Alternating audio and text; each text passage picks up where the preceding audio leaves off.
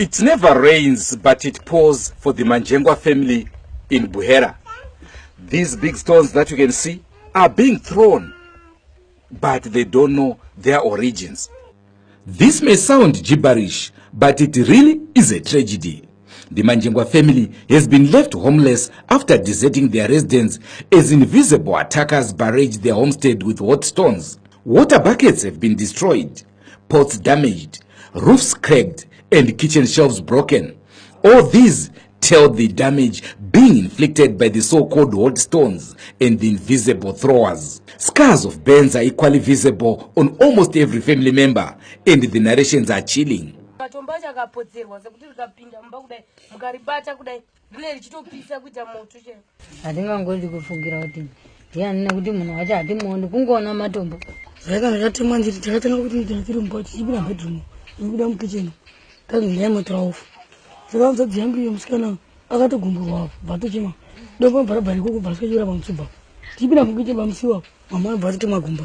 What worries many is the sizes of the stones, which are big enough that one cannot miss being able to see their throwers.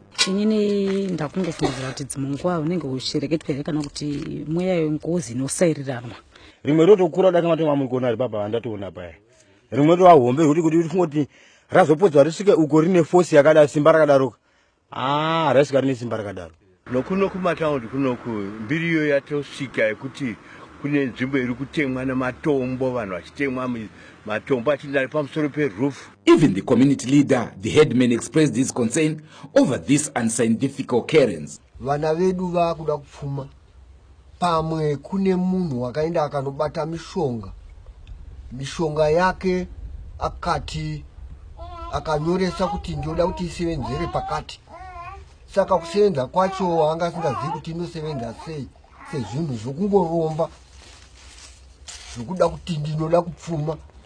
Saka zvinhu zviri kuuya paanoziva kuti pamunhu pamurombo usina kana chimwe chinhu.